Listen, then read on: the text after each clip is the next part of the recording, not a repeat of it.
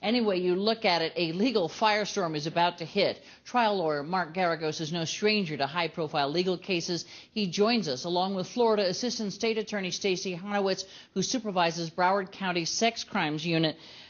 I'm not really sure where to go in this because it seems like there are so many moving parts. But what do you think, Mark, is the next big moment in this case as we move forward? I think the next big moment is when they do a hearing. And I don't think that's going to be Sandusky first. I think it's going to be for the ex-president or the erstwhile president. Recently, I think the Attorney General filed something saying they wanted to postpone that. I think once you have a hearing, you're going to see some of the facts actually come out as opposed to what right now appears to be rumors back and forth. I mean, part of the problem with a case like this is that everything starts to get reported and the sourcing becomes a little bit suspect. So you don't know how to kind of separate out what is just rampant rumor with no foundation. This idea that there is just a lineup of victims, or this idea that somehow he's pimping out kids to big donors to Second Mile. I mean, you hear just virtually anything come out. I think once you get a hearing and once you have cross-examination, then we'll be able to tell, was there a major cover-up? What did people know? When did they know it, as the old proverbial axiom goes? Until then, this is really just kind of an overheated media story. And I do kind of feel for the Penn State community because obviously to flatten this out and to taint the whole community based on what has so far been kind of an overheated rumor mill, I think is a little unfair. Stacey, let me talk to you about one of the alleged victims.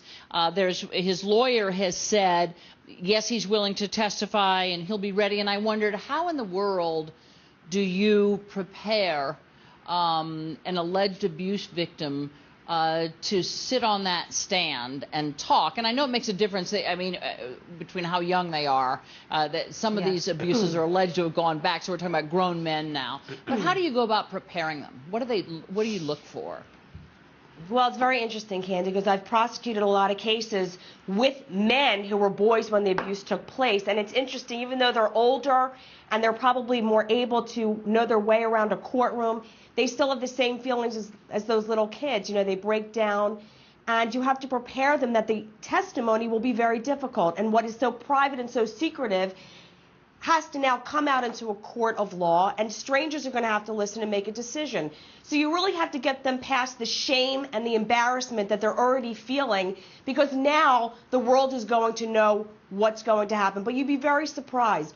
A lot of these men who have come forward now, and I know it from previous cases that I have prosecuted, want their day in court because they've been living with this secret and this shame for so long without the ability to come forward, that this is going to be closure for them. It will be difficult. They will have to withstand cross-examination. They're going to have to talk about very uncomfortable things that took place with their bodies and with his, if the allegations go forward in a court of law. But you'd be very surprised that afterwards they will say that finally they got to expose what was going on in their life. And so what seems to be very difficult in a courtroom sometimes works out to be the best thing in the end, because many of the men that I've dealt with have lived a very difficult life. They've been in and out of mental facilities. They've had difficulties in forming certain relationships because pedophilia really knows no boundaries and it really has an effect on someone's life. So sometimes it's a real good thing for them to come into court and to have their day. Mark, Mike McCreary, who is an assistant coach, but at the time was a grad student who is, in the grand jury report, says witnessed the Coach Sandusky with someone believed to have been a 10-year-old. Now has kind of changed his story, at least in emails to friends who leaked those emails, or somebody leaked the emails, saying, well, actually, I did call the police, and actually I did stop, or I stayed in that room until it stopped, the alleged act by Coach Sandusky. Can you use that? It seems to me now you've got a grand jury report that says one thing and a witness in that grand jury who's now saying something slightly different, or at least adding to it. Does that help the defense of Sandusky or hurt it? Well, so people understand what you have so far is you've got this 20-odd some page document, which they call a grand jury presentment in Pennsylvania. That is not the transcript. That's the prosecutor summarizing what happened in the grand jury proceedings And it has not been tested. And what I mean by that is it is not subject to cross-examination. It's the prosecutor kind of picking and choosing things. So you have that presentment. Now you have one of the witnesses who testified in front of that grand jury saying other things that isn't in the document. So you're going to have to go back to, if you're the defense lawyer, you're going to go back and take a look at the transcript. You're going to see whether they asked him questions, whether they pinned him down as to whether he said, I went to the police, I didn't go to the police. If he changes his story, absolutely. It's a prior inconsistent statement. That's what we call it in the law. He's going to be impeached on that. If he was never really asked that question, or if it wasn't asked in a precise fashion, then it's going to be explainable. This is, however, one of the reasons, if you're a prosecutor, that the last thing you want is your witnesses out there in a case like this talking or yapping or doing anything or sending emails, because at some point that's going to become fodder for both sides.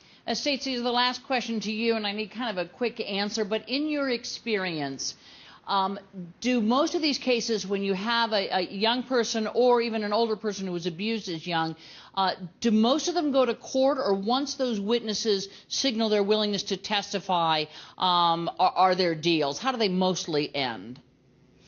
Lots of times there are deals. When you have strength in numbers, if you have a number of victims that come forward, lots of times that will result in a plea deal. If you have only one or two, lots of times it will go to trial. But like I said, in high-profile cases, in cases of pedophilia, there is strength in numbers. If one victim comes out, more and more will come out of the woodwork, and that might result in a plea deal, because you don't want to go to court with all that testimony against you, with 8 separate victims telling you that they were sexually abused. Stacey, Honowitz, and Mark Geragos, thank you so much for joining us tonight. Appreciate it.